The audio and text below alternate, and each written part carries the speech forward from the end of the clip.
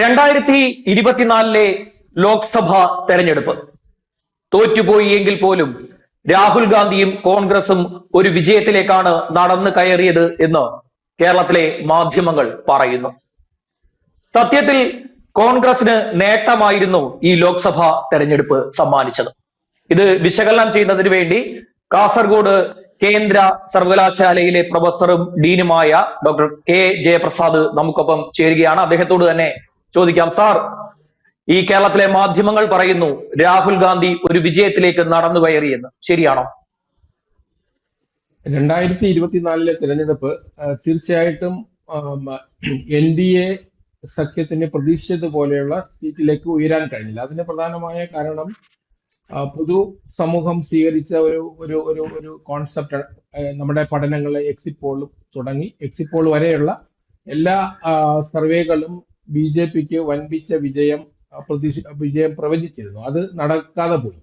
അപ്പൊ സ്വാഭാവികമായിട്ടും NDAക്ക് വിരുദ്ധമായ ഇന്ത്യ അലയൻസ് മുന്നിലേക്ക് വന്നു.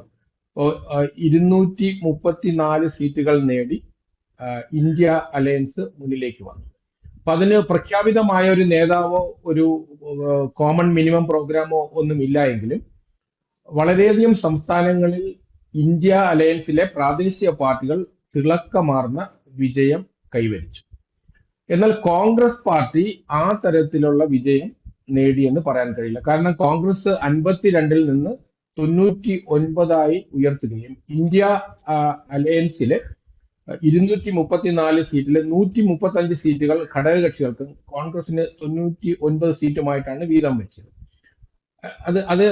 അതിന് മറുവശത്ത് നിൽക്കുന്ന NDA അലയൻസിൽ 240 സീറ്റുകൾ BJPക്കും മറ്റ് ബാക്കിയുള്ള, അതായത് BJPക്ക് മേൽക്കോയ്മയുള്ള ഒരു NDA അലയൻസും എന്നാൽ ഘടകകക്ഷികൾക്ക് നിർണായക സ്ഥാനമുള്ള NDA അലയൻസും, അതേസമയം ഇന്ത്യ അലയൻസ് ഇന്ന് പാർലമെന്റിൽ വരുമ്പോഴത്തേക്കും ഘടകകക്ഷികളെ ഡോമിനേറ്റ് ചെയ്യുകയും കോൺഗ്രസ് നയിക്കുന്നു എന്ന തരത്തിലാണ് രണ്ട് മുന്നണികൾ ഇന്ന് നിൽക്കുന്നത്.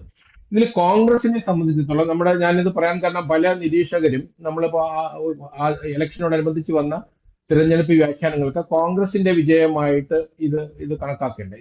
40 വർഷങ്ങൾക്ക് മുമ്പ് 1984 414 സീറ്റുകൾ രാജീവ് ഗാന്ധിയുടെ നേതൃത്വത്തിൽ കോൺഗ്രസ് നേടി അധികാരത്തിൽ വന്നു. അതിൽ നിന്നാണ് കോൺഗ്രസ് 2014 വരുമ്പോഴത്തേക്കും 44 സീറ്റിലേക്കും 2019 52 സീറ്റിലേക്കും മാറിയത്. പക്ഷെ ആ 2014-ലെയും 19-ലെയും കോൺഗ്രസിന്റെ പ്രകടനവുമായി താരതമ്യം ചെയ്യുമ്പോൾ 2024-ലെ കോൺഗ്രസിന്റെ പ്രകടനം മികച്ചതാണ്. പക്ഷെ ഒരു ഒരു ഒരു ഭരണകക്ഷിയായി ഉയരാൻ, പ്രതിപക്ഷത്തിലെ തലയെടുപ്പുള്ള ഒരു പ്രസ്ഥാനമായി മാറാൻ കോൺഗ്രസ് പാർട്ടിക്ക് കഴിഞ്ഞില്ല. കോൺഗ്രസിന് ആ തരത്തില് ഇന്ത്യയുടെ ഹൃദയഭൂമിയിൽ കടന്നു കയറാൻ കഴിഞ്ഞു എന്ന് പറയാൻ കഴിയില്ല. അപ്പൊ ഞാൻ അതിന് മാനദണ്ഡമായി എടുത്തത് ഏതാണ്ട് 11 സംസ്ഥാനങ്ങൾ ഇന്ത്യൻ പാർലമെന്റിൽ 403 സീറ്റുകൾ നൽകുന്ന 11 പ്രമുഖ സംസ്ഥാനങ്ങളാണ്. അപ്പൊ 403 സീറ്റുകൾ ഇന്ത്യൻ പാർലമെന്റിലെ ഈ സംസ്ഥാനങ്ങളിൽ നിന്നാണ് വേണ്ടത്. അവിടെ എങ്ങനെയാണ് കോൺഗ്രസിന്റെ പ്രകടനം? അപ്പൊ അതിനോടൊപ്പം തന്നെ നമ്മൾ എടുത്തു പറയേണ്ടത് കോൺഗ്രസിന്റെ ഇന്ത്യ അലയൻസിലെ ഘടകകക്ഷികളായിരുന്ന Samajwadi party, DMK, Trinamool Congress, അതോടൊപ്പം തന്നെ മഹാരാഷ്ട്രയിൽ വിഭജിച്ചതിന് ശേഷം അംഗീകാരം നഷ്ടപ്പെട്ടു പോയ ശരത് പവാറിന്റെ NCPയും അതുപോലെ ഉദ്ധവ് താക്കറെയുടെ ശിവസേനയും താരതമ്യേന മെച്ചപ്പെട്ട പ്രകടനം കാഴ്ചവെച്ചു. ആ തരത്തിലുള്ള പ്രകടനമല്ല കോൺഗ്രസ് പാർട്ടി നൽകിയത് എന്നുള്ളത് കൊണ്ടാണ് ഇവിടെ നമ്മൾ ഈ കാര്യം സൂചിപ്പിക്കുന്നത്. അപ്പൊ നമുക്കിതിനെ 3-4 ഇതായിട്ട് തിരിക്കാം. എങ്ങനെയാണ് കോൺഗ്രസിന് മേൽക്കോയ്മയുള്ള, കോൺഗ്രസ് ഭരണകക്ഷിയോ അല്ലെങ്കിൽ കോൺഗ്രസ് പ്രതിപക്ഷമോ ആയി വർക്ക് ചെയ്യുന്ന പ്രധാന സംസ്ഥാനങ്ങളിലെ കോൺഗ്രസിന്റെ പ്രകടനം, കോൺഗ്രസിന്റെ മുന്നണി സംവിധാനത്തിലൂടെയുള്ള കോൺഗ്രസിന്റെ പ്രകടനം, കോൺഗ്രസും BJPയും നേരിട്ട് മത്സരിച്ച മണ്ഡലങ്ങൾ, അതുപോലെ തന്നെയാണ് കോൺഗ്രസ് ഇതര പാർട്ടികൾ ഡോമിനേറ്റ് ചെയ്യുന്ന സംസ്ഥാനങ്ങൾ. അപ്പൊ ഈ 4 തരത്തിൽ നമുക്ക് ഇതിനെ അവലോകനം ചെയ്യുമ്പോൾ കോൺഗ്രസ് പാർട്ടി, ഞാൻ ആദ്യം നമുക്ക് നോക്കേണ്ടത് 403 സീറ്റുകൾ നൽകുന്ന 11 സംസ്ഥാനങ്ങൾ. ആ 11 സംസ്ഥാനങ്ങൾ ഉത്തർപ്രദേശ്, ബീഹാർ, പശ്ചിമ ബംഗാൾ, തമിഴ്നാട്, ഉത്തര കർണാടകം, രാജസ്ഥാൻ, ഗുജറാത്ത്, ആന്ധ്രാപ്രദേശ്, അതുപോലെ ഒറീസ, മധ്യപ്രദേശ്, ഇത്രയും സംസ്ഥാനങ്ങളിൽ നിന്നാണ് 403 അംഗങ്ങളെ പാർലമെന്റിലേക്ക് വിടുന്നത്. ഇതിൽ കോൺഗ്രസിന് 2014 ഈ 403 സീറ്റുകളുള്ള 11 പ്രമുഖ സംസ്ഥാനങ്ങളിൽ 21 സീറ്റുകളാണ് 2014 കോൺഗ്രസിന് ലഭിച്ചത്. അത് 2019 ആകുമ്പോഴത്തേക്കും അത് 17 സീറ്റായി കുറഞ്ഞു. പക്ഷേ ഈ 2024 തെരഞ്ഞെടുപ്പിൽ അത് 50 സീറ്റായിട്ട് മാറി. അപ്പം 403 സീറ്റുകളുള്ള 11 സംസ്ഥാനങ്ങളിലെ കഴിഞ്ഞ 3 തെരഞ്ഞെടുപ്പിലെ കോൺഗ്രസിന്റെ പ്രകടനം 23 നിന്ന് 17 ആകുകയും 17 നിന്ന് 99 ഉയരുകയും ചെയ്തു. അപ്പൊ നമ്മൾ 3 തെരഞ്ഞെടുപ്പിന്റെ അടിസ്ഥാനത്തിൽ നമ്മൾ നോക്കുകയാണെങ്കിൽ കോൺഗ്രസിന്റെ പ്രകടനം വളരെ മികച്ചതാണ്. പക്ഷേ ഇന്ത്യയുടെ പൊതു രാഷ്ട്ര ശരീരത്തിൽ നിന്ന് നോക്കുമ്പോൾ കോൺഗ്രസ് മുഖ്യധാരയിലേക്ക് കടന്നു വരുന്നമെങ്കിൽ ഇനിയും ഒരുപാട് അധ്വാനിക്കേണ്ടതുണ്ട്. ഇപ്പൊ ഉദാഹരണത്തിന് കോൺഗ്രസ് പാർട്ടി പെർഫോം ചെയ്ത സംസ്ഥാനങ്ങൾ ആദ്യം നോക്കാം. അതിനു മുമ്പ് നമുക്ക് ആദ്യം നോക്കേണ്ടത് കോൺഗ്രസ് നേരിട്ട് ഭരിക്കുന്ന സംസ്ഥാനങ്ങൾ. ഉദാഹരണത്തിന് ഹിമാചൽ പ്രദേശ്, കർണാടകം, തെലുങ്കാന. ഹിമാചൽ പ്രദേശില് കോൺഗ്രസ് പാർട്ടിക്ക് സീറ്റുകളൊന്നും ലഭിച്ചില്ല. കർണാടകത്തില് 28 സീറ്റുകളിൽ 19 സീറ്റില് NDA അലയൻസ് തന്നെയാണ് വിജയിച്ചത്.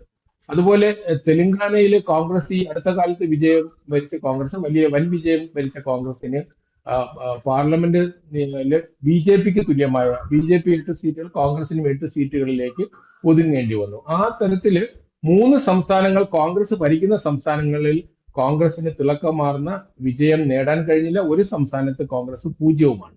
രണ്ടാമത് കോൺഗ്രസിന്റെ ഘടകകക്ഷികൾ മേൽക്കോയ്മയുള്ള സംസ്ഥാനങ്ങൾ. അത് പശ്ചിമ ബംഗാളിൽ അലയൻസ് ഇല്ലെങ്കിൽ പോലും പശ്ചിമ ബംഗാളും തമിഴ്നാടും കർണാടകം, ബീഹാർ, ഉത്തർപ്രദേശ്, രാജസ്ഥാനിൽ ഇത്തവണ കോൺഗ്രസ് 4 പ്രാദേശിക കക്ഷികളെ CPM ഉൾപ്പെടെ പ്രാദേശിക കക്ഷികളെ കൂടെ ചേർത്തുകൊണ്ടാണ്. കാരണം രാജസ്ഥാനിൽ കമ്പാരിറ്റീവ്ലി ബെറ്റർ ആയിട്ടുള്ള ഒരു പെർഫോമൻസ് കാഴ്ചവെച്ചത്.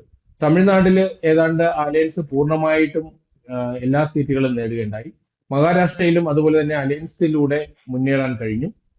അപ്പം അലയൻസ് ഉണ്ടായിരുന്ന സംസ്ഥാനങ്ങളിൽ ബീഹാർ ഒഴിച്ചുള്ള സംസ്ഥാനങ്ങളിൽ താരതമ്യേന കോൺഗ്രസിന്റെ പ്രകടനം, കോൺഗ്രസ് എന്നല്ല NDAയുടെ പ്രകടനം, ഇന്ത്യ അലയൻസിന്റെ പ്രകടനം വളരെ മുന്നിലായിരുന്നു എന്ന് നമുക്ക് പറയാം.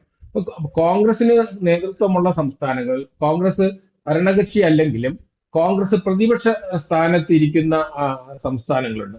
അപ്പൊ അത് ഉദാഹരണത്തിന് അതിൽ കേരളം മാത്രമാണ് ഒരു വലിയ വിജയം നൽകിയ പ്രധാന സംസ്ഥാനം. കേരളത്തില് കോൺഗ്രസ് നയിക്കുന്ന പ്രതിപക്ഷമാണ്. അതുപോലെ കർണാടകത്തില് കോൺഗ്രസ് നേരിട്ട് ഒരു കാലഘട്ടത്തിൽ പ്രതിപക്ഷത്തിലോ ഭരണപക്ഷത്തിലോ നേരിട്ട് ഡോമിനേറ്റ് ചെയ്യുന്ന സംസ്ഥാനമാണ്. അതുപോലെ തെലുങ്കാന കോൺഗ്രസ് ഭരിക്കുന്ന സംസ്ഥാനമാണ്. ഛത്തീസ്ഗഡ്, മധ്യപ്രദേശ്, ഹിമാചൽ പ്രദേശ്, ഹരിയാന, രാജസ്ഥാൻ, ഗുജറാത്ത്, അസം. ഇതില് ഹരിയാനയിൽ മാത്രമാണ് 5 സീറ്റുകൾ, 10-ൽ 5 സീറ്റുകൾ കോൺഗ്രസിന് നേടാൻ കഴിഞ്ഞത്. അപ്പൊ കേരളവും ഹരിയാനയുമാണ് കോൺഗ്രസ് നയിക്കുന്ന അല്ലെങ്കിൽ കോൺഗ്രസ് പ്രതിപക്ഷത്തോ ഭരണപക്ഷത്തോ ശക്തമായ സാന്നിധ്യമുള്ള സംസ്ഥാനങ്ങളിൽ കോൺഗ്രസിന് കാര്യമായി പെർഫോം ചെയ്യാൻ കഴിഞ്ഞത്. അത് ഹരിയാനയിലെ 5 സീറ്റും 10-ൽ 5 സീറ്റും, കേരളത്തില് 20-ൽ 18 സീറ്റും കോൺഗ്രസിന് അല്ലെങ്കിൽ കോൺഗ്രസ് മുന്നണിക്ക് വിജയിക്കാൻ കഴിഞ്ഞു എന്നുള്ളതാണ്. അപ്പൊ കോൺഗ്രസ് നമ്മൾ നേരിട്ട് മത്സരിക്കുന്ന സ്ഥലത്ത് കോൺഗ്രസിന്റെ പ്രകടനം ആ തരത്തിൽ മുന്നോട്ട് വന്നിട്ടില്ല. അതേസമയം കോൺഗ്രസ് മുന്നണിയായിട്ട് മത്സരിക്കുമ്പോഴത്തേക്കും ആ സംവിധാനത്തിൽ കോൺഗ്രസ് പെർഫോം ചെയ്യുന്നുണ്ട്. പക്ഷെ ഇവിടെ പറ്റിയ ഒരു പ്രത്യേകത, കോൺഗ്രസിന് മേൽക്കോയ്മയുള്ള സംസ്ഥാനങ്ങളുണ്ട്. അവിടെ പ്രാദേശിക കക്ഷികൾക്ക് വലിയ പങ്കാളിത്തമില്ല. എന്നാൽ പോലും ചെറിയ പാർട്ടികൾ, വിശേഷിച്ചും ഇപ്പം അവിടെയും കോൺഗ്രസ് ഗുജറാത്തിൽ ഉൾപ്പെടെ ആം ആദ്മി പാർട്ടിയുമായിട്ട്, ഹരിയാനയിലും ആം ആദ്മി പാർട്ടിയുമായിട്ട് അലയൻസ് ഉണ്ടാക്കുന്നു. ഡൽഹിയിൽ അലയൻസ് ഉണ്ടായിരുന്നു. പക്ഷെ ഡൽഹിയിൽ ഒരു വിജയം നേടാൻ കഴിഞ്ഞിട്ടില്ല. ഇനി രണ്ടാമത് നമ്മൾ പരിശോധിക്കേണ്ടത് കോൺഗ്രസും BJPയും നേർക്കുനേർ മത്സരിച്ച മണ്ഡലങ്ങളുണ്ട്. അപ്പം അതായത് ഏതാണ്ട് 217 സീറ്റുകളിലാണ് കോൺഗ്രസും BJPയും നേരിട്ട് മത്സരിച്ചത്. ആ 217 മണ്ഡലങ്ങളിൽ കോൺഗ്രസും BJPയും നേരിട്ട് മത്സരിച്ചതിൽ 29% സീറ്റുകൾ, 29% സീറ്റുകൾ എന്ന് പറയുമ്പോൾ 64 സീറ്റുകൾ കോൺഗ്രസ് ജയിക്കുകയും 153 സീറ്റുകൾ, അതായത് 70.51% സീറ്റുകൾ BJP ജയിക്കുകയും ചെയ്തു. അപ്പം കോൺഗ്രസിന്റെ വിജയത്തെ നമ്മൾ അളക്കേണ്ടത് കോൺഗ്രസിന് ശക്തമായ പങ്കാളിത്തമുള്ള പ്രതിപക്ഷത്തോ ഭരണപക്ഷത്തോ മേൽക്കോയ്മയുള്ള സംസ്ഥാനങ്ങൾ, കോൺഗ്രസ് നേരിട്ട് BJPയെ നേരിട്ട സംസ്ഥാനങ്ങൾ, അവിടെ കോൺഗ്രസിന്റെ വിജയ ശതമാനം കേവലം 29%. BJPയുടെ വിജയ ശതമാനം അവിടെ 70.51%. ഇത് കഴിഞ്ഞ തെരഞ്ഞെടുപ്പിൽ അത് 15%. ആ 15% നിന്ന് കോൺഗ്രസ് പാർട്ടി ഇത്തവണ 29% വന്നിട്ടുണ്ട്. ഇവിടെ ഞാൻ എടുത്തു പറയുന്നു, ഈ പല സംസ്ഥാനങ്ങളിലും പ്രാദേശിക പാർട്ടികളുമായിട്ടുള്ള അലയൻസ്, ഉദാഹരണത്തിന് ജാർഖണ്ഡ് പോലെയുള്ള സംസ്ഥാനങ്ങൾ കോൺഗ്രസ് പ്രാദേശിക പാർട്ടികളുമായിട്ട് അലയൻസ് ഉണ്ടാക്കിയത്. അപ്പോൾ കോൺഗ്രസ് പാർട്ടി ഇന്ത്യൻ രാഷ്ട്രീയത്തിൽ ഒരു റിവൈവൽ, ഇപ്പൊ രാഹുൽ ഗാന്ധിയുടെ നേതൃത്വത്തിൽ ഇന്ത്യയിൽ ഒരു റിവൈവലിന് കോൺഗ്രസ് പാർട്ടിക്ക് സാധ്യത ഉണ്ടോ എന്ന് നമുക്ക് 2-3 ഘടകങ്ങളുടെ അടിസ്ഥാനത്തിൽ വേണം കണക്കാക്കേണ്ടത്. ഒന്ന്, കോൺഗ്രസിന്റെ വ്യാപനം. ഈ തെരഞ്ഞെടുപ്പിൽ കോൺഗ്രസ് എത്രമാത്രം അതിന്റെ ശക്തി വ്യാപിച്ചു, അതിന്റെ വോട്ടിംഗ് പെർസെന്റേജ് എത്രയാണ്. അപ്പൊ ഉദാഹരണത്തിന് 2014-ലും 2019-ലും 2024-ലും കോൺഗ്രസിന്റെ വോട്ട് ശതമാനം, ലഭിച്ച വോട്ടിന്റെ കണക്കുകൾ നോക്കുമ്പോഴത്തേക്കും 2024-ല് കേവലം 1.5% വ്യത്യാസം മാത്രമേ വർധനവ് മാത്രമേ കോൺഗ്രസിന് ഉണ്ടായിട്ടുള്ളൂ. അതായത് ഇന്ത്യ അലയൻസും NDA അലയൻസും 2024-ല് നമ്മൾ നോക്കുമ്പോൾ ഇന്ത്യ അലയൻസ് ഒരു പുതിയ മുന്നണിയായിട്ട് വന്നതും NDA നിലവിലുണ്ടായിരുന്ന ഒരു മുന്നണി ശാക്തീകരിച്ചതുമാണ്.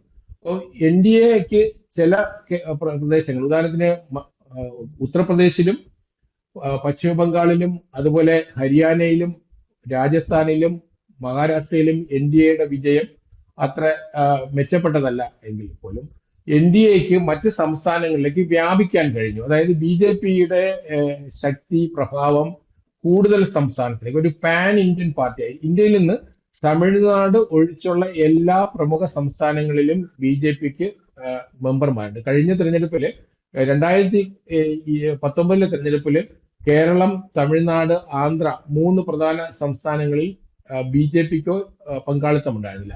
ഈ തെരഞ്ഞെടുപ്പിന്റെ പ്രത്യേകത, ഈ 3 സംസ്ഥാനങ്ങളിൽ തമിഴ്നാട് ഒഴിച്ചുള്ള 2 പ്രധാന സംസ്ഥാനം, അതായത് ഇന്ത്യയുടെ വടക്ക് കിഴക്കൻ സംസ്ഥാനം 1-2 സംസ്ഥാനങ്ങൾ, സിക്കിം പോലെയുള്ള ഒരു സീറ്റ് മാത്രമുള്ള അല്ലെങ്കിൽ 2 സീറ്റുള്ള 2-3 സംസ്ഥാനങ്ങൾ ഒഴിച്ചത്, മണിപ്പൂർ, മിസോറാം അല്ലെങ്കിൽ നാഗാലാൻഡ് അല്ലെങ്കിൽ സിക്കിം, ഈ സംസ്ഥാനങ്ങൾ ഒഴിച്ച് നിർത്തിക്കഴിഞ്ഞാൽ ബാക്കി എല്ലാ സ്റ്റേറ്റിലും BJP, അത് ത്രിപുരയിലാകട്ടെ മുതൽ കാശ്മീർ വരെ, കാശ്മീരിലും 5-ൽ 2 സീറ്റ് BJPക്ക് ലഭിക്കുന്നത്. ആ തരത്തിൽ BJPക്ക് മുന്നേറാൻ കഴിഞ്ഞിട്ടുണ്ട്. പക്ഷേ കോൺഗ്രസിന് ആ തരത്തില് ഇന്ത്യ അലയൻസിലൂടെ ഒരു പുതിയ മുന്നേറ്റം നടത്താൻ കഴിഞ്ഞില്ല. ഇപ്പൊ കോൺഗ്രസ് തമിഴ്നാട്ടിൽ ഒരു സീറ്റിന്റെ വർധനവ് ഉണ്ടായിട്ടുണ്ട്, മഹാരാഷ്ട്രയിൽ ചെറിയൊരു വർധനവ് ഉണ്ടായിട്ടുണ്ട്.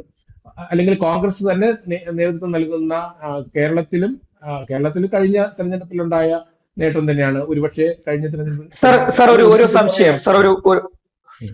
സംശയം, ഈ 2019-ൽ 19.49% വോട്ട്, 2024 നോക്കുമ്പോൾ 21.19% വോട്ട്, വർധനവ് ഉണ്ടായിരിക്കുന്നത് 1.7% മാത്രം വർധനവാണ് കോൺഗ്രസിന്റെ വോട്ടിംഗ് പാറ്റേൺ നോക്കുമ്പോൾ അവർക്കുണ്ടായിരിക്കുന്ന വർധനവ്. അത് ചെറിയ ചില സംസ്ഥാനങ്ങളിൽ ഉണ്ടായിരിക്കുന്ന വർധനവാണ് ഈ കൂട്ടിയിരിക്കുന്നത്. അല്ല, നമ്മളൊരു സിഫോളജിയുടെ അടിസ്ഥാനത്തിൽ നോക്കുമ്പോൾ ഒരു പാർട്ടിയുടെ പ്രകടനം നേരിട്ടുള്ള ഫൈറ്റില് കഴിഞ്ഞ തെരഞ്ഞെടുപ്പുമായിട്ട് താരതമ്യം ചെയ്യുമ്പോൾ കോൺഗ്രസ് ഏതാണ്ട് ഒറ്റയ്ക്ക് തന്നെയാണ് മത്സരിച്ചത്. കാര്യമായ അലയൻസ് കോൺഗ്രസിനുണ്ടായിരുന്നില്ല. കേരളം പോലെയുള്ള സംസ്ഥാനങ്ങളെ മാറ്റി നിർത്തി കഴിഞ്ഞാൽ തമിഴ്നാട്ടിൽ കോൺഗ്രസ് ഡോമിനേറ്റ് ചെയ്യുന്നത്, പക്ഷെ അവിടെ അലയൻസിന്റെ പാർട്ണറാണ്. പക്ഷെ മഹാരാഷ്ട്രയിലും ഒരു അലയൻസ് ഉണ്ടായിരുന്നെങ്കിലും ഇന്ന് കാണുന്ന പോലെ സുശക്തമായിരുന്നില്ല. പക്ഷെ പൊതുവെ നമ്മൾ നോക്കുമ്പോൾ കോൺഗ്രസ് ഇത്തവണ 1.7% വോട്ട് കോൺഗ്രസിന് വർദ്ധിക്കുമ്പോൾ കോൺഗ്രസിന് വളരെ ശക്തമായ ഒരു അലയൻസ് സംവിധാനം ഉണ്ടായിരുന്നു. അപ്പം കാശ്മീർ മുതൽ കന്യാകുമാരി വരെയുള്ള പ്രധാന സംസ്ഥാനങ്ങൾ, അതിൽ ഒരു ഉദാഹരണത്തിന് പശ്ചിമ ബംഗാളിൽ പോലും CPM-ആയിട്ട് കോൺഗ്രസിന് അലയൻസ് ഉണ്ടായിട്ടുണ്ട്, തൃണമൂൽ കോൺഗ്രസുമായിട്ട് അലയൻസ് ഉണ്ടായില്ലെങ്കിൽ പോലും.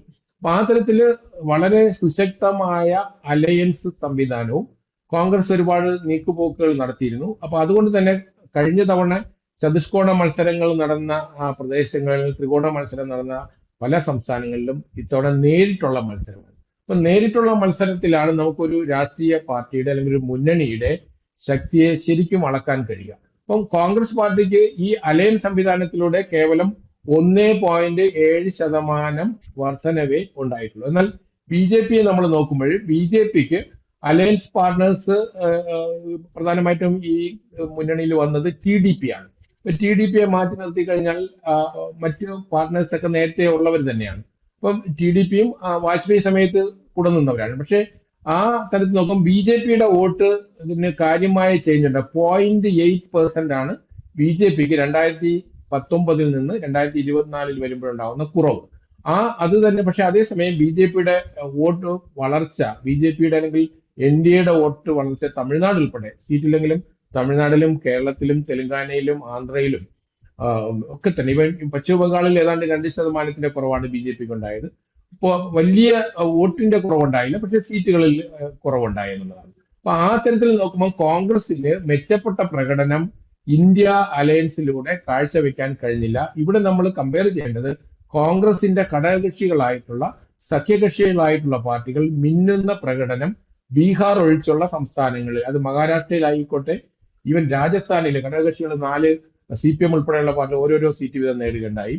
കേരളത്തില് വിജയം നേടുകയുണ്ടായി. ഉത്തർപ്രദേശില് വൻപിച്ച വിജയം സമാജ്വാദി പാർട്ടി നേടി.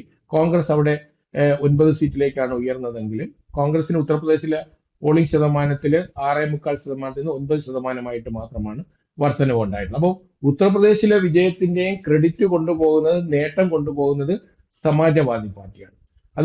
അതുപോലെ തന്നെ ഏറ്റവും എടുത്തു പറയേണ്ട ഒരു പ്രത്യേകത മഹാരാഷ്ട്രയിലെ വിജയമാണ്. മഹാരാഷ്ട്രയിൽ ശിവസേനയുടെ, അതായത് യഥാർത്ഥ ഇലക്ഷൻ കമ്മീഷൻ അംഗീകരിച്ച ശിവസേനയിലെ ഇപ്പോ പഴയ ശിവസേനയും അതുപോലെ തന്നെ താക്കറെയുടെ ശിവസേനയും അതുപോലെ NCPയും പവാറിന്റെ NCPയും ആയിട്ട് താരതമ്യം ചെയ്യുമ്പോൾ വോട്ടിംഗ് ശതമാനത്തിൽ കോൺഗ്രസിന് കാര്യമായ വർധനവ് മഹാരാഷ്ട്രയിൽ ഉണ്ടായില്ല. എന്നാൽ സീറ്റുകളുടെ എണ്ണത്തിൽ വലിയ വർധനവ് ഉണ്ടാവുകയും ചെയ്തു. 16 സീറ്റിലേക്ക് അത് ഉയർന്നു. അപ്പം അവിടെയും അലയൻസ് ഗുണം ചെയ്തു. വോട്ട് ബാങ്കിൽ സപ്പോർട്ട് ബേസ് കാര്യമായി വർധനവ് ഉണ്ടായിട്ടില്ല. അപ്പൊ അവിടെയാണ് നമ്മൾ രാഹുൽ ഗാന്ധിയുടെ നേതൃത്വം ഒരുപക്ഷെ അത് തെരഞ്ഞെടുപ്പ് അലയൻസിൽ ഗുണകരമായി എന്ന് നമുക്ക് വേണമെങ്കിൽ പറയാം.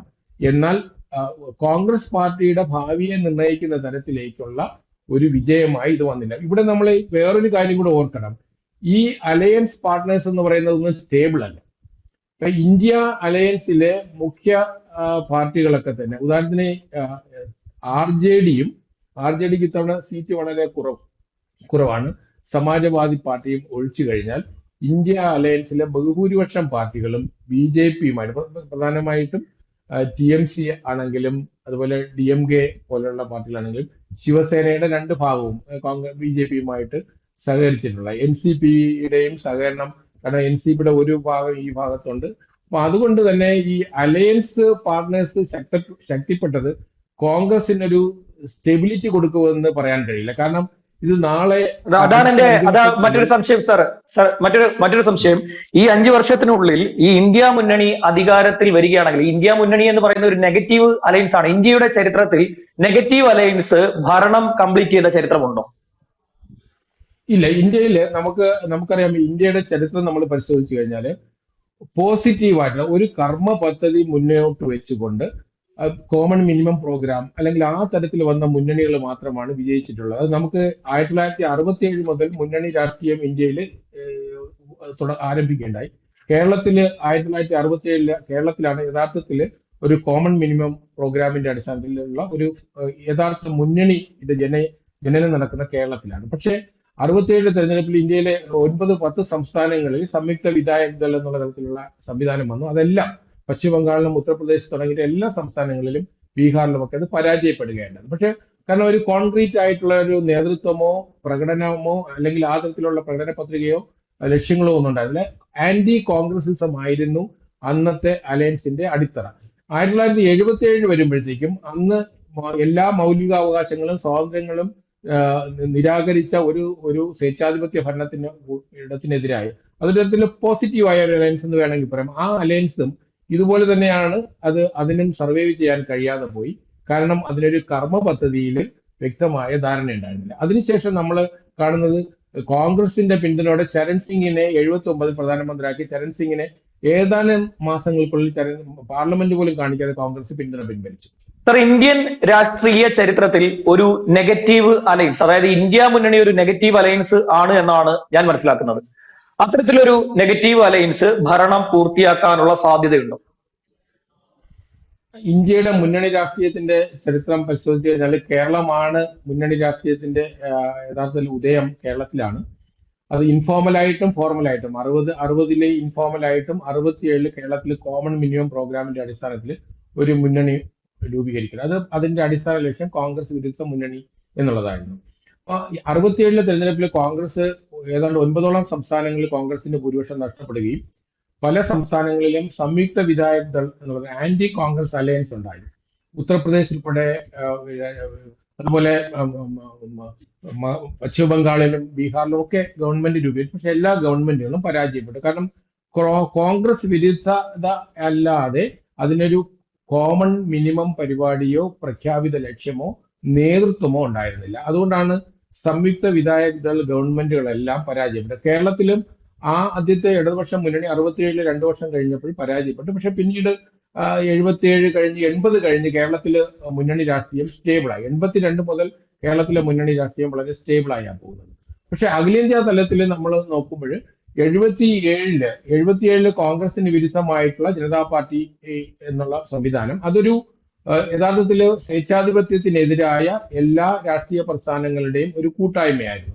അവിടെയും ഒരു പ്രധാന പ്രശ്നം ഒരു ശരിയായ നേതൃത്വം ഉണ്ടായിരുന്നില്ല, ഒരു ശരിയായ കർമ്മ പദ്ധതി ഉണ്ടായിരുന്നില്ല. ആകെ ഉണ്ടായിരുന്ന ലക്ഷ്യം എന്ന് പറയുന്നത് സ്വേച്ഛാധിപത്യത്തെ, ഭരണഘടനയെ തകർത്ത കോൺഗ്രസ് പ്രധാനമന്ത്രി ഇന്ദിരാഗാന്ധിയുടെ ഭരണത്തെ പരാജയപ്പെടുന്നത്. ആ ലക്ഷ്യം നേടിയതിനു ശേഷം അവരും ശിഥിലമാകുകയാണ് ഉണ്ടായത്. അപ്പൊ ബി ജെ പി രൂപീകരിച്ച RSS നോമിനേറ്റ് ചെയ്യുന്നു എന്നുള്ള ഒരു ആരോപണം ഉണ്ടായിരുന്നു. ആ വിഭാഗത്തിന്റെ ജനസംഘം വിഭാഗമുള്ള ഇല്ലാത്ത പാർട്ടിയെ എന്നുള്ള തലത്തിലാണ് ചരൺ സിംഗിനെ കോൺഗ്രസ് പ്രധാനമന്ത്രിയായത്. അതിനെ വളരെ താമസിയാതെ തന്നെ ചരൺ സിംഗിനോട് പിന്തുണ പിൻവലിച്ചു. പിന്നീട് ഇന്ത്യയിലെ ആദ്യത്തെ ദേശീയ തലത്തിലുള്ള കോൺഗ്രസ് വിരുദ്ധ മുന്നണി, അതിന് ഒരു ഭാഗത്ത് ഇടതുപക്ഷവും ഒരു ഭാഗത്ത് BJPയും വെച്ചുകൊണ്ടാണ് 89 VP സിംഗിന്റെ ഗവൺമെന്റ് അധികാരത്തിൽ വന്നത്. അതിനും ഒരു വർഷം കഴിയുന്നതിന് മുമ്പ് അത് പുറത്തുപോയി. അതിനുശേഷം കോൺഗ്രസ് BJP ഇതര മുന്നണിയായി രൂപീകരിച്ച ചന്ദ്രശേഖരന്റെ ഗവൺമെന്റിനും ഒരു വർഷത്തിനുള്ളിൽ പുറത്തു പോകേണ്ടി വന്നു. കോൺഗ്രസ് പിന്തുണ പിൻവലിച്ചു. അതിനുശേഷം 96 BJPയുടെ വാജ്പേയി ഗവൺമെന്റ്, NDA ഗവൺമെന്റ് 13 ദിവസത്തെ ഗവൺമെന്റ് അധികാരത്തിൽ വന്നു. അപ്പൊ BJP ഇതര പാർട്ടികൾ ഇന്നത്തെ ഇന്ത്യ അലയൻസിന്റെ ആദ്യ രൂപം കൊള്ളുന്നത് 96 അങ്ങനെയാണ് ദേവഗൌഡയുടെ ഗവൺമെന്റ് അധികാരത്തിൽ വന്നത്. അതിനും ഒരു വർഷത്തിന് തികയുന്നതിന് മുമ്പ് കോൺഗ്രസ് പിന്തുണ പിൻവലിച്ചുകൊണ്ട് ഗുജറാളിന്റെ ഗവൺമെന്റ് വരെയുണ്ട്. അപ്പൊ BJP വിരുദ്ധതയാണ് അന്ന് കോൺഗ്രസ് പുറത്തു നിന്നുകൊണ്ട്, അത് ചന്ദ്രശേഖരനാണെങ്കിലും അതിനു മുമ്പ് തന്നെ ചരൺ സിംഗ്, ചന്ദ്രശേഖരൻ, ഗൌഡ, ഗുജറാൾ 4 സർക്കാരുകളെ കോൺഗ്രസ് വീഴ്ത്തിയത് കോൺഗ്രസിന് നേതൃത്വമില്ലാത്ത ആന്റി BJP മുന്നണി എന്നുള്ള തലത്തിൽ തന്നെയാണ്. അന്ന് ചരൺ സിംഗിന്റെ സമയത്ത് BJP അല്ലെങ്കിൽ ജനസംഘത്തിന്റെ ഡോമിനൻസ് എന്നുള്ള തലത്തിലായി. അപ്പൊ അതിനുശേഷം UPA എന്നുള്ള സംവിധാനം വരുന്നത്, UPA ഇന്നത്തെ NDA ഇന്ത്യയിലെ ഏറ്റവും ഓൾഡസ്റ്റ് മുന്നണിയാണ്. പക്ഷെ UPA സംവിധാനം വന്നത് 2024 BJPക്ക് ഭൂരിപക്ഷം മുന്നണിക്ക് ഭൂരിപക്ഷം ലഭിക്കാതെ വന്ന സമയത്ത് ഈ ഇടതുപക്ഷവും വലതുപക്ഷവും എല്ലാം കൂടെ ചേർന്നുകൊണ്ടാണ് UPA ഒന്നാം മുന്നണി 145 സീറ്റുകൾ മാത്രമുള്ള കോൺഗ്രസിന്റെ നേതൃത്വത്തിൽ അധികാരത്തിൽ വരുന്നത്. ആ മുന്നണി 2009 കുറച്ചുകൂടി ശക്തമായ രീതിയിൽ വിജയം കോൺഗ്രസിന് ഉണ്ടായി. 145 നിന്ന് 209 സീറ്റിലേക്ക് 206 സീറ്റിലേക്ക് കോൺഗ്രസ് വരികയുണ്ടായി. അങ്ങനെ UPA പരീക്ഷണം 10 വർഷം നിലനിന്നു. പക്ഷേ ഇടതു മുന്നണി അതിൽ നിന്ന് പുറത്തുപോയി, വിശേഷിച്ച് കമ്മ്യൂണിസ്റ്റ് മാർക്സിസ്റ്റ് പാർട്ടി അതിൽ നിന്ന് പുറത്തുപോയെങ്കിലും. പക്ഷേ 2014 19 ഒരു ആന്റി BJP അലയൻസ് ദേശീയ തലത്തിൽ രൂപം കൊണ്ടില്ല.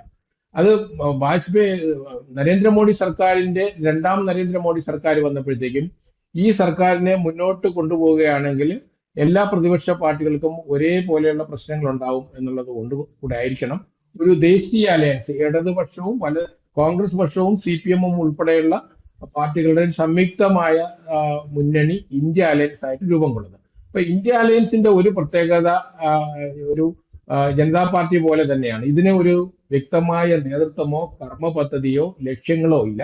ഒറ്റ ലക്ഷ്യം എന്ന് പറയുന്നത് BJP-യെ പരാജയപ്പെടുത്തുക എന്നുള്ളതാണ്. അപ്പൊ BJP-യെ പരാജയപ്പെടുത്തുക എന്നുള്ള ലക്ഷ്യമുണ്ടെങ്കിൽ ഒരു കാര്യം എടുത്തു പറയേണ്ടത്, ഇന്ത്യ മുന്നണിയിലെ ഘടകകക്ഷികൾ, പ്രബല ഘടകകക്ഷികളായിട്ടുള്ള രാഷ്ട്രീയ പാർട്ടികൾ, DMK പോലെയുള്ള പാർട്ടികൾ, NCP, അതായത് തൃണമൂൽ കോൺഗ്രസ് തുടങ്ങിയിട്ടുള്ള രാഷ്ട്രീയ പാർട്ടികൾക്ക് BJP-യുമായിട്ട് ഭരണം പങ്കാളിത്തമുള്ള അല്ലെങ്കിൽ BJP അലയൻസുമായി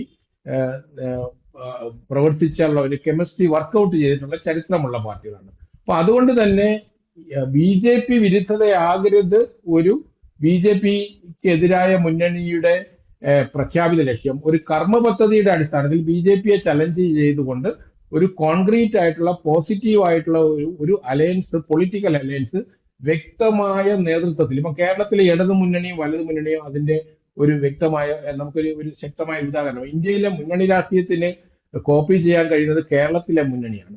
സാധാരണഗതിയിൽ കോൺഗ്രസിനും അല്ലെങ്കിൽ CPM-നും നേതൃത്വം കൊടുക്കുന്നു, മറ്റു ഘടകകക്ഷികൾ എന്തൊക്കെ പ്രശ്നങ്ങളുണ്ടെങ്കിലും ആ നേതൃത്വത്തെ അംഗീകരിക്കുന്നുണ്ട്. അതുകൊണ്ട് 82-ന് ശേഷം കേരളത്തിലെ മുന്നണികൾ 5 വർഷം മാറി മാറി വരികയും ഈ 2021-ല് 16-ൽ വന്ന മുന്നണി ആദ്യമായിട്ട് 21-ൽ വീണ്ടും ജയിക്കുകയും ചെയ്തു. ആ തരത്തിൽ കേരളത്തിലെ ഒരു മുന്നണി ഘടന ദേശീയ തലത്തിൽ രൂപപ്പെടുകയാണെങ്കിൽ ഒരു പക്ഷേ ഇന്ത്യ അലയൻസിന് സർവൈവ് ചെയ്യാം. പക്ഷെ ഇന്നത്തെ ഇന്ത്യ അലയൻസിന് മുന്നോട്ട് പോകാൻ കഴിയുമോ എന്നുള്ള കാര്യത്തിൽ എനിക്ക് സംശയമുണ്ട്. കാരണം കോൺഗ്രസിന്റെ കമാൻഡ് അതുകൂടി പറയൂ. അപ്പം ഇന്ത്യ അലയൻസിന്റെ പരിമിതി എന്ന് പറയുന്നത് കോൺഗ്രസിന്റെ ശക്തമായ നേതൃത്വമില്ലായ്മയാണ്.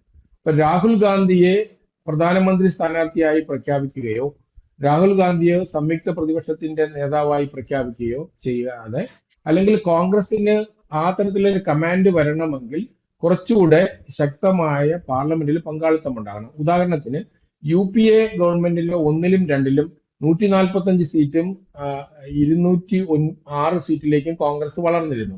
BJP അലയൻസ് നമുക്കറിയാം, 96 മുതലുള്ള NDA അലയൻസിലും BJP-ക്ക് എല്ലാ കാലഘട്ടത്തിലും, ഉദാഹരണത്തിന് 96-ലും 98-ലും 99-ലും നടന്ന തെരഞ്ഞെടുപ്പുകളിൽ NDA അലയൻസിൽ BJP-ക്ക് മേൽക്കോയ്മ ഉണ്ടായിരുന്നു. ഈ തെരഞ്ഞെടുപ്പിലും BJP അലയൻസിന് 240, BJP-ക്ക് ഒറ്റയ്ക്ക് തന്നെ 240 സീറ്റിന്റെ മേൽക്കോയ്മയുണ്ട്. അപ്പോൾ സ്വാഭാവികമായിട്ടും ഇന്ത്യ വിരുദ്ധ മുന്നണിക്ക് കോൺഗ്രസിന് മുന്നോട്ട് വരണമെങ്കിൽ കോൺഗ്രസിന് കുറഞ്ഞതൊരു 150 സീറ്റെങ്കിലും കോൺഗ്രസിന് നേടാൻ കഴിയുമെങ്കിലേ ഇന്ത്യ അലയൻസിന് ശക്തമായ BJP ബദലായി മാറാൻ കഴിയുള്ളൂ. ഈ 2024 തെരഞ്ഞെടുപ്പ്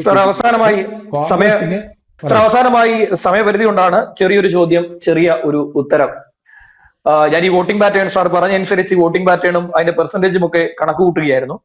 അപ്പോൾ എനിക്ക് മനസ്സിലാകുന്ന ഒരു കാര്യം, എന്റെ ഒരു സംശയം ഇതാണ്, അതായത് ഈ പോക്കിന് രാഹുൽ ഗാന്ധി നരേന്ദ്രമോദി 2014-ൽ അധികാരത്തിൽ വന്ന രീതിയിൽ അധികാരത്തിൽ വരണമെന്നുണ്ടെങ്കിൽ നരേന്ദ്രമോദിയേക്കാൾ പ്രായം രാഹുൽ ഗാന്ധിക്ക് വേണ്ടി വന്നേക്കും. തീർച്ചയായിട്ടും, അതായത് വർഷങ്ങൾ കാത്തിരിക്കേണ്ടി വന്നേക്കും. അതെ, അല്ല, ഞാൻ അത് മാത്രമല്ല, ഞാൻ വ്യക്തിപരമായി പറയുന്നില്ല, സംഘടന എന്നുള്ള തരത്തിൽ അതിന്റെ വ്യാപ്തി, അതിന്റെ വോട്ടിംഗ് പാറ്റേൺ, അതിന് നേതൃത്വമുള്ള കോൺഗ്രസിന് ശക്തമായ സാന്നിധ്യമുള്ള സംസ്ഥാനം, ഞാൻ ആദ്യം സൂചിപ്പിച്ച സംസ്ഥാനം, വിശേഷിച്ചും ഗുജറാത്ത്, അതായത് പ്രതിപക്ഷത്താണെങ്കിലും ഗുജറാത്ത്, രാജസ്ഥാൻ, മധ്യപ്രദേശ്, ഛത്തീസ്ഗഡ്, അതുപോലെ ഹരിയാന, ഹിമാചൽ പ്രദേശ്, സൗത്തിൽ വരുമ്പോഴത്തേക്കും കർണാടകം, അതുപോലെ തെലങ്കാന, മഹാരാഷ്ട്ര, ഈ സംസ്ഥാനങ്ങളിൽ കോൺഗ്രസിന് ശക്തമായ വേരോട്ടവും ശക്തമായ വളർച്ചയും വരാതെ കോൺഗ്രസിന് ഈ മുന്നണിയെ മുന്നോട്ട് കൊണ്ടുപോകാൻ കഴിയുമോ എന്ന് എനിക്ക് സംശയമുണ്ട്. മാത്രമല്ല, ഇതിലെ അലയൻസ് പാർട്ട്നേഴ്സ് പലപ്പോഴും ഫ്ലെക്സിബിൾ ആയ ചരിത്രവുമുണ്ട്. ഇപ്പൊ DMK-യുടെയും അല്ലെങ്കിൽ തൃണമൂൽ കോൺഗ്രസിന്റെയും NCP-യുടെയും അതുപോലെ ശിവസേനയുടെയും ഒക്കെ ഭാവി എന്തായിരിക്കുമെന്നുള്ള, കാരണം ഭാവി ഞാൻ ഉദ്ദേശിച്ചത് അവരുടെ പൊളിറ്റിക്കൽ നിലപാട്, അലയൻസിനോടുള്ള അവരുടെ സമീപനം. അതായത് കാരണം ഈ തെരഞ്ഞെടുപ്പിന് മുമ്പ് രാഹുൽ ഗാന്ധിയെ പ്രധാനമന്ത്രിയായി പ്രഖ്യാപിക്കാനോ സംയുക്ത നേതാവായി പ്രഖ്യാപിക്കാനോ കഴിയാതെ പോയതാണ് അവരുടെ അലയൻസിന്റെ ഏറ്റവും വലിയ ന്യൂനത. അത് കോൺഗ്രസിന്റെ വീക്ക്നെസ്സും തെളിയിക്കുന്നതാണ്. 99 സീറ്റുകൾ തീർച്ചയായിട്ടും കോൺഗ്രസിന് വളരെയധികം നേട്ടം ഉണ്ടാക്കിയിട്ടുണ്ട്. 52-ൽ നിന്ന് 99-ലേക്കുള്ള വളർച്ച എന്ന് പറയുന്നത് വലിയ വളർച്ച തന്നെയാണ്. പക്ഷേ വോട്ട് ബാങ്കിൽ ആ തരത്തിലുള്ള സപ്പോർട്ട് വളർന്നില്ല. കേവലം 1.7% മാത്രമാണ് വളർച്ചയുണ്ടായത്. അതേസമയം BJP അതിന്റെ ശക്തി കൂടുതൽ സംസ്ഥാനങ്ങളിലേക്കും വ്യാപ്തി കൂടുതൽ സംസ്ഥാനത്തിലേക്കും അതിന്റെ വോട്ട് പെർസെൻറ്റേജ് കാര്യമായ ഡാമേജ് കൂടാതെ നിലനിർത്തുകയും ചെയ്തു. അപ്പം ഒരു രാഷ്ട്രീയ പാർട്ടി പാർലമെന്റിലെ സീറ്റിൽ മാത്രമല്ല, പാർലമെന്റിൽ ലഭിക്കുന്ന സീറ്റിന് സമാനമായ വോട്ടിന്റെ സപ്പോർട്ട് ഉണ്ടാവണം. അതാണ് ഞാൻ മഹാരാഷ്ട്രയിലെ കോൺഗ്രസിന്റെ വിജയം പറഞ്ഞത്. 2019 വോട്ട് ശതമാനത്തിൽ നിന്ന് കാര്യമായ വ്യത്യാസം മഹാരാഷ്ട്രയിൽ കോൺഗ്രസിന് ഉണ്ടായിട്ടില്ല. പക്ഷേ സീറ്റുകൾ വളരെയധികം കൂടി. അപ്പം അലയൻസ് അല്ലെങ്കിൽ പുതിയ കോമ്പിനേഷൻ വരുമ്പോൾ സീറ്റുകൾ കൂടുമെന്നില്ല. ഒരു രാഷ്ട്രീയ പാർട്ടിയെ നമ്മൾ അളക്കേണ്ടത് അതിന്റെ ജനപിന്തുണയാണ്, വോട്ട് ബാങ്കിന്റെ അടിസ്ഥാനത്തിലാണ്, വോട്ട് ലഭിക്കുന്ന വോട്ടിന്റെ അടിസ്ഥാനത്തിലാണ്. ആ തരത്തിൽ നോക്കുമ്പോൾ കോൺഗ്രസ് പാർട്ടി 2014-ലും 2019-നും ശേഷം കാര്യമായ വളർച്ച 2024-ൽ ഉണ്ടാക്കിയിട്ടില്ല. പക്ഷേ ഇന്ത്യ അലയൻസ് തീർച്ചയായിട്ടും BJPക്ക് ബദലായ ഒരു മുന്നണിയാണ്. BJP ബദലായ പ്രവർത്തനം. പക്ഷേ പ്രശ്നം അവിടെയും ആരാണ് നേതാവ്? ഇത് തന്നെയാണ് ഇന്ത്യ മുന്നണി നേരിടാൻ പോകുന്ന ഏറ്റവും വലിയ പ്രശ്നം. കൂടുതൽ വാർത്തകളും വിശേഷങ്ങളും നിങ്ങളിലേക്ക് എത്താൻ ABC മലയാളം സബ്സ്ക്രൈബ് ചെയ്യുക, ബെൽ ബട്ടണും അമർത്തുക.